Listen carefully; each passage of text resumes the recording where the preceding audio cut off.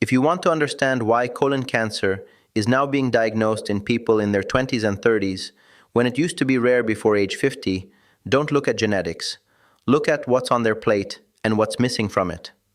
Most people think stage 4 cancer means game over, that once cancer spreads, it's a death sentence, and that food has no real impact on cancer outcomes. But after nearly 15 years in emergency medicine and working closely with oncology patients, I've witnessed something that contradicts everything we were taught. Advanced stage 4 colon cancer can be reversed to stage 0 using your own immune system, and the foods you eat can literally starve tumors by cutting off their blood supply.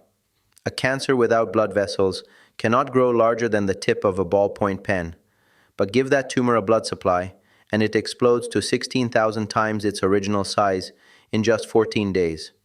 Hi, I'm Dr. Becker. I'm an emergency medicine physician, and after years of seeing younger and younger patients diagnosed with colon cancer, patients who should have decades of healthy life ahead of them, I realized something deeply troubling. The rise in colon cancer among young adults isn't genetic, it's environmental. It's what we're eating and what we're not eating. In this video, I'm going to show you exactly how to activate your body's natural cancer-fighting defenses to prevent colon cancer and how patients with advanced disease are achieving complete remission. We'll explore why colon cancer rates have skyrocketed in young people, the revolutionary immunotherapy treatments that turn stage 4 into stage 0, how your gut bacteria determine whether cancer treatments work or fail, the specific foods that starve tumors by blocking blood vessel growth, and most importantly, the exact dietary protocol you can start today that reduces your colon cancer risk by up to 40%. Quick favor. I see messages from people who've watched several of my videos and didn't realize they weren't subscribed. Could you double check right now? It's free, takes 2 seconds, and it helps this channel reach more people like you who want real science-based health information. Let me start with something that should alarm everyone. When I was in medical school 20 years ago, colon cancer in someone under 50 was unusual enough to be presented at grand rounds. Now, I'm seeing patients in their 30s, 20s, even teenagers diagnosed with colorectal cancer. The incidence in people under 50 has increased by approximately 50% over the past 3 decades. Something has fundamentally changed in our environment, and the evidence points overwhelmingly to diet and lifestyle. Only a small minority of cancers, maybe 10 to 15%, are primarily driven by inherited genetic mutations. The vast majority are caused by environmental factors interacting with our biology. So what's changed? We're eating more processed foods than ever in human history. We're consuming massive amounts of processed meats, hot dogs, deli meats, bacon, sausage, all classified by the World Health Organization as Group 1 carcinogens. That's the same category as cigarettes. These foods don't just increase cancer risk slightly. Heavy consumption of processed meats is associated with an 18% increased risk of colorectal cancer for every 50 grams consumed daily. That's about 2 slices of deli meat. Think about what happens when you eat processed meat. It travels through your digestive system and parks in your colon for hours before being eliminated. While it's sitting there, compounds in the meat, nitrosamines, heterocyclic amines, hemi-iron, create an inflammatory environment that damages the cells lining your colon. Chronic inflammation is the foundation for cancer development. Your cells are constantly trying to repair damage, and when that repair process is overwhelmed, mutations accumulate. But diet isn't the only culprit. Sedentary lifestyle is a massive risk factor. When you sit all day without moving, your metabolism slows, inflammation increases, your gut bacteria become unhealthy, and your immune system weakens. Regular movement, even just walking 30 minutes daily, improves gut motility, reduces inflammation, and strengthens immune surveillance. Then there's smoking and vaping. People think vaping is safer than cigarettes. Wrong. The chemicals in vaping liquids are in some ways more toxic than tobacco smoke, and they absolutely increase colorectal cancer risk. Alcohol is another major factor. Even moderate alcohol consumption increases colon cancer risk through multiple mechanisms, including DNA damage and disruption of folate metabolism. Now here's what ties all these risk factors together. They all suppress your immune system. Your immune system is one of your body's 5 critical health defense systems, and it's arguably the most important for cancer prevention. Think of your immune system like a police force constantly patrolling your body, looking for trouble.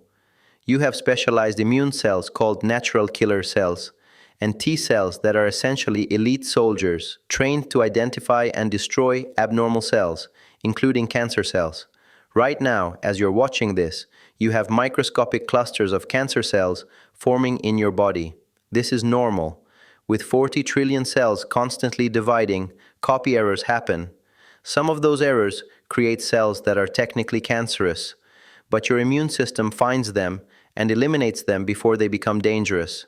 It's like having security cameras and armed guards protecting a building. Most threats get neutralized before they cause any damage. However, when your immune system is weakened by poor diet, lack of exercise, smoking, excess alcohol, chronic stress, those microscopic cancers can escape detection. Once they escape immune surveillance, they still face another barrier. They need blood vessels. A tumor without access to blood supply is frozen in size. It can grow to about 2 to 3 millimeters in diameter, roughly the size of the tip of a ballpoint pen, and then it stops.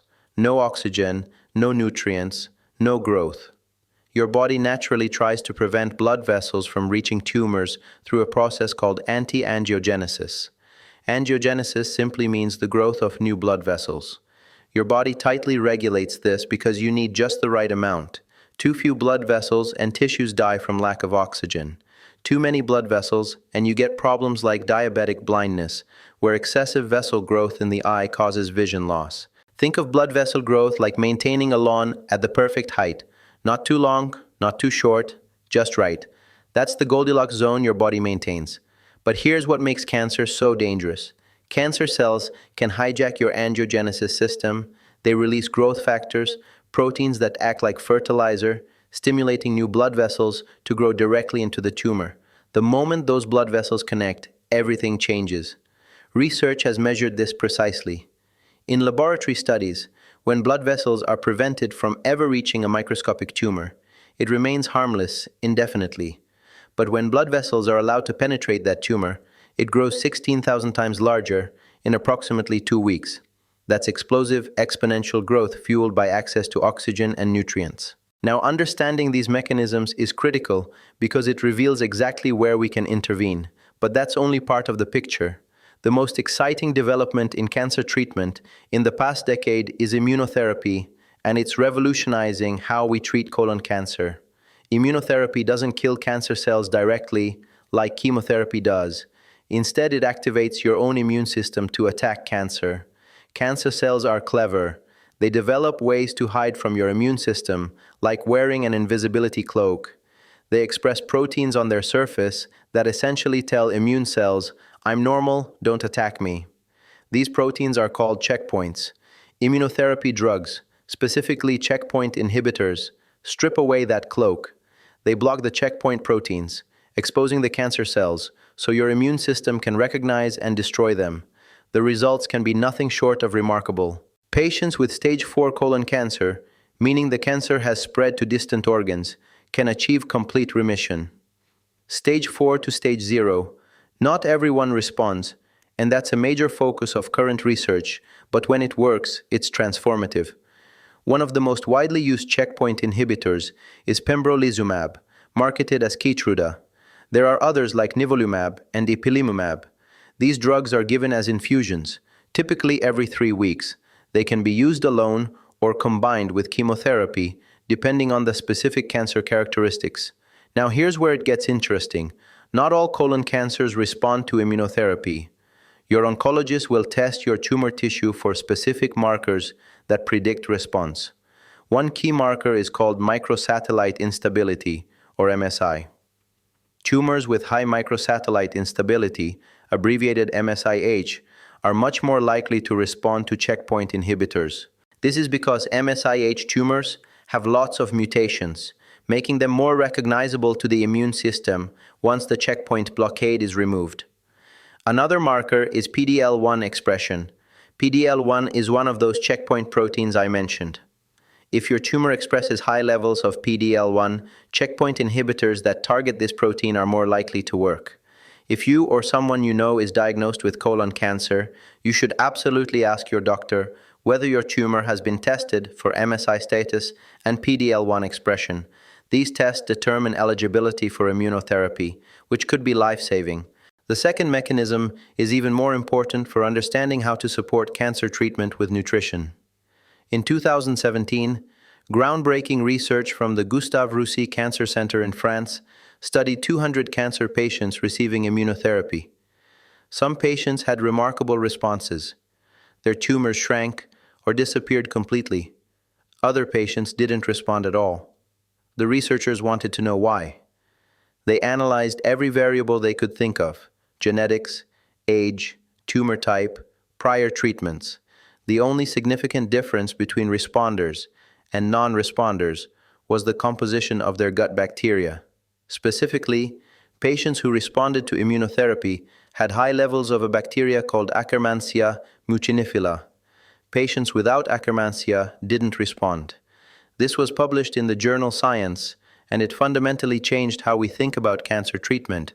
Here's what makes this so important. Akkermansia is a beneficial bacteria that lives in the mucous layer lining your intestinal wall. It's considered a guardian bacteria because it strengthens your gut barrier, reduces inflammation, and critically, it primes your immune system to fight cancer more effectively. When researchers took Akkermansia from responding patients and transplanted it into laboratory animals that weren't responding to immunotherapy, those animals suddenly started responding. The bacteria made the difference. Now think about what this means practically. If you're receiving immunotherapy, having robust Akkermansia populations in your gut could determine whether the treatment saves your life or fails. If you want to prevent cancer, maintaining healthy Akkermansia supports optimal immune function. The challenge is that Akkermansia is easily wiped out. A single course of antibiotics can reduce Akkermansia levels to near zero. It takes weeks to months to rebuild the population. So how do you grow Akkermansia naturally? You feed it with specific foods. Akkermansia thrives on compounds called ellagitannins, found in pomegranates, cranberries, and walnuts. Studies show that consuming 8 ounces of pomegranate juice daily can increase Akkermansia levels 6-fold within 3 weeks. Other foods that support Akkermansia growth include oats and oatmeal, dried chili peppers like the flakes you put on pizza, and Chinese black vinegar. Wait until you hear what I discovered about the specific dietary protocol that optimizes your gut bacteria for cancer prevention. The third pathway involves direct tumor starvation through anti-angiogenesis. Remember, cutting off blood supply stops cancer growth. Pharmaceutical companies have invested billions developing drugs that block tumor blood vessel growth. Drugs like bevacizumab, marketed as Avastin, are now standard treatments for colorectal cancer and many other cancers. They work by blocking a protein called VEGF, vascular endothelial growth factor, which tumors release to stimulate blood vessel formation. But here's something that shocked the research community. When scientists test foods using the same laboratory assays used to develop anti-angiogenic drugs, many foods show comparable blood vessel blocking activity. Green tea extract is so potent at inhibiting abnormal blood vessel growth that if researchers didn't know it came from a plant, they would immediately advance it to clinical trials. The active compounds are catechins, particularly one called EGCG. Other foods with powerful anti-angiogenic properties include tomatoes, which contain lycopene, cruciferous vegetables like broccoli, and Brussels sprouts that contain isothiocyanates and sulforaphane, soy foods containing genistein, olive oil with hydroxytyrosol, and omega-3 rich seafood. These aren't weak effects. Population studies show that people who consume high amounts of these foods have dramatically lower cancer rates. A study following 68,000 women for over 10 years found that those who drank green tea at least 3 times weekly had a 27% lower risk of colorectal cancer. Daily green tea drinkers had even better outcomes. That's a massive risk reduction from a simple dietary habit. So now that you understand the mechanisms behind cancer prevention and treatment, the question is, what can you actually do about it? What are the specific foods and exact amounts you need? Let me give you the precise protocol based on the research and what I recommend to patients at high risk for colon cancer. The foundation is dietary fiber. This is non-negotiable. Fiber feeds your beneficial gut bacteria, reduces inflammation, speeds up transit time, so carcinogens spend less time in contact with your colon lining, and directly supports immune function. A landmark study on melanoma patients receiving immunotherapy found that for every 5 to 6 grams of dietary fiber consumed daily, mortality decreased by 30%. 5 to 6 grams is the amount in one medium pair. The current recommendation is at least 25 to 30 grams of fiber daily for women and 30 to 38 grams for men. Most Americans consume less than 15 grams. You need to double or triple your fiber intake. The best sources are beans and legumes. Black beans, pinto beans, white beans, chickpeas, lentils all provide approximately 15 grams of fiber per cup when cooked. Eat beans at least 4 times per week, ideally daily. 1 cup of cooked beans gives you half your daily fiber requirement. If you're not used to eating beans, start slowly to avoid digestive discomfort. Begin with half a cup 3 times per week and gradually increase. Whole grains are another excellent fiber source. Oatmeal, brown rice, quinoa, whole wheat, barley all contribute significant fiber. 1 cup of cooked oatmeal provides about 4 grams of fiber and supports Akkermansia growth. Fruits and vegetables obviously contain fiber, but you need larger volumes to hit your targets. Berries, apples, pears, all good choices. Cruciferous vegetables like broccoli, Brussels sprouts, and kale provide both fiber and cancer-fighting compounds. The second critical component is polyphenols. These are plant compounds that feed beneficial gut bacteria, reduce inflammation, and have direct anti-cancer effects. The best sources are deeply colored fruits and vegetables. Blueberries, strawberries, raspberries, blackberries, all rich in anthocyanins. Aim for 1 to 2 cups of mixed berries daily. Pomegranate, either as fresh fruit or pure juice with no added sugar, provides L-glutanins that grow Akkermansia. 4 to 8 ounces of pomegranate juice daily or half a fresh pomegranate. Green tea, 3 cups daily brewed properly. Heat water to about 175 degrees, not quite boiling. Steep for 3 to 5 minutes. Don't add dairy milk as the proteins bind to the beneficial catechins. Adding lemon juice increases absorption. Coffee also counts. Regular coffee consumption is associated with lower colorectal cancer risk. 2 to 3 cups daily provides chlorogenic acid and other beneficial compounds. Extra virgin olive oil, 2 to 4 tablespoons daily. Use it on salads, vegetables, or just take it by the spoonful. The polyphenols in high-quality olive oil, hydroxytyrosol, and oleocanthal are powerfully anti-inflammatory and anti-angiogenic. Dark chocolate at 70% cacao or higher, about 30 grams or 2 small squares daily, provides flavonoids that support vascular health and have anti-cancer properties. The third component is omega-3 fatty acids.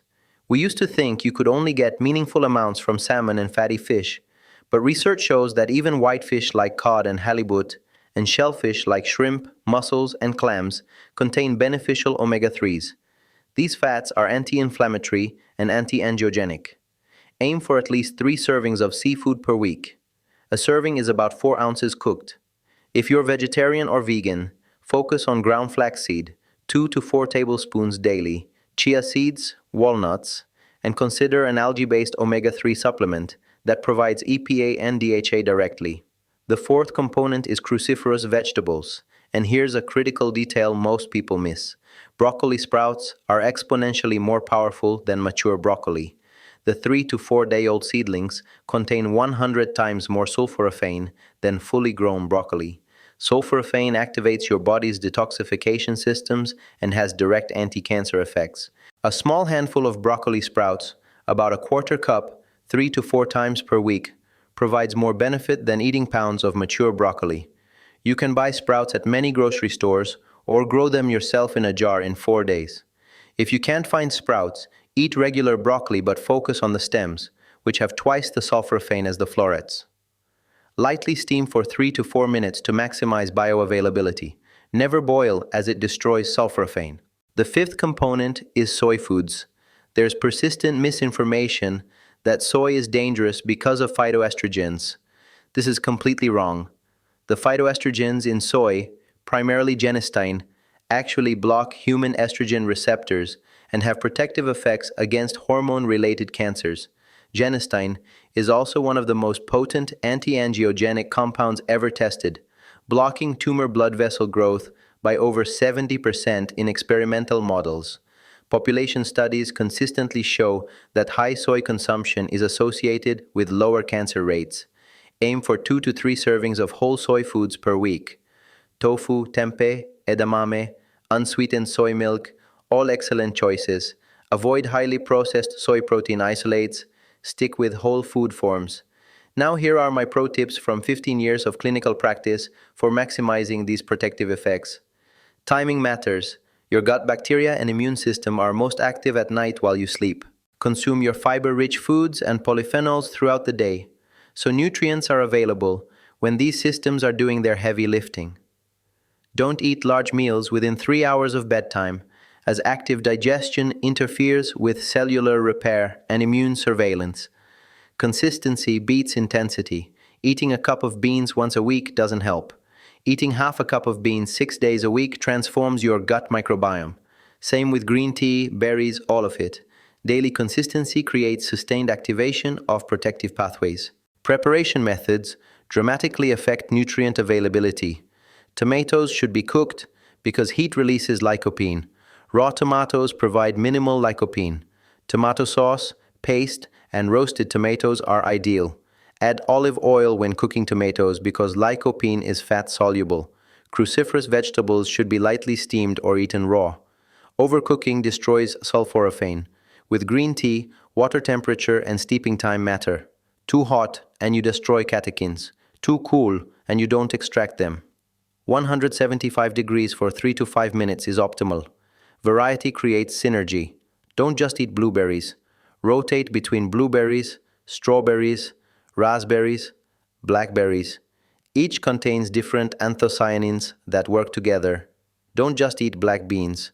Rotate beans, lentils, chickpeas. Different fibers feed different bacteria. The diversity of your diet directly determines the diversity of your gut microbiome, and microbiome diversity predicts health outcomes. If you're currently receiving treatment for cancer, these dietary strategies can support treatment effectiveness. But this is not about replacing medical care. This is about optimizing your body's response to treatment. Work with your oncologist. Make sure they know what you're eating. Some foods can interact with certain chemotherapy drugs, though most interactions are beneficial. If you're concerned about preventing cancer, especially if you have family history, these foods should be the foundation of your daily diet. You don't need perfection. You need consistency with the high-impact foods. Beans or legumes daily, berries daily, green tea or coffee daily, cruciferous vegetables at least 4 times weekly, seafood at least 3 times weekly, extra virgin olive oil daily. That covers your bases. The biggest mistake I see is people thinking they need to overhaul their entire life overnight. Start with one change. Add a cup of beans to your lunch or dinner. Do that consistently for 2 weeks. Then add a cup of berries at breakfast. 2 more weeks. Then add 3 cups of green tea. Build gradually. Sustainable change happens slowly. Another mistake is assuming supplements can replace whole foods. You can buy fiber supplements, omega-3 capsules, polyphenol extracts. These have their place, especially if you genuinely can't access certain whole foods. But supplements provide isolated compounds. Whole foods provide hundreds of compounds working synergistically. A cup of blueberries contains not just anthocyanins, but also vitamin C, vitamin K, manganese, fiber, and dozens of other polyphenols that enhance each other's effects. That synergy cannot be replicated in a capsule. The whole food is always more powerful. One more critical point. If you have digestive symptoms, blood in your stool, persistent changes in bowel habits, unexplained weight loss, get screened. Don't wait. Colon cancer is highly treatable when caught early, but deadly when diagnosed late. Screening guidelines now recommend colonoscopy starting at age 45 for average risk individuals. Earlier if you have risk factors. If you're experiencing symptoms, don't wait until you hit the age threshold. Talk to your doctor immediately. Look, colon cancer doesn't have to be an inevitable part of aging, and stage 4 disease doesn't have to be a death sentence. The patients I see who prevent cancer or who achieve remission from advanced disease aren't genetically superior. They're not lucky. They consistently support their body's natural defense systems with the right nutrition. Your immune system can recognize and destroy cancer cells if you give it the support it needs. Your body can prevent blood vessels from feeding tumors if you eat foods that activate anti-angiogenic pathways. Your gut bacteria can prime your immune system to respond to treatment if you feed those bacteria properly. These systems exist in you right now. The question is whether you're activating them or suppressing them with your daily choices. Here's what we've covered. Colon cancer rates are rising dramatically in young people due to diet and lifestyle factors, primarily processed meat consumption, sedentary behavior, and poor gut health. Your immune system is constantly eliminating microscopic cancers, but it needs support to function optimally. Tumors cannot grow without blood vessel access, and foods can block tumor angiogenesis just as effectively as some pharmaceutical drugs. Immunotherapy can reverse even stage 4 cancer by activating your immune system, but effectiveness depends heavily on your gut bacteria composition. Akkermansia mucinifila is a key bacteria that determines immunotherapy response, and it's grown by consuming pomegranate, cranberries, oats, and other specific foods. The core dietary protocol includes 25 to 38 grams of fiber daily from beans, legumes, and whole grains, 1 to 2 cups of berries daily, 3 cups of green tea, or 2 to 3 cups of coffee daily, 3 servings of seafood weekly, cruciferous vegetables, especially broccoli sprouts, at least 4 times weekly, 2 to 4 tablespoons of extra virgin olive oil daily, and 2 to 3 servings of whole soy foods weekly. Consistency and proper preparation matter more than perfection. Your cancer risk is not predetermined by your genes. It's influenced enormously by what you choose to eat every single day. If you found this helpful, please subscribe and give this video a like. It helps me reach more people like you who want real, science-based information about preventing disease and supporting treatment. I'll see you in the next one.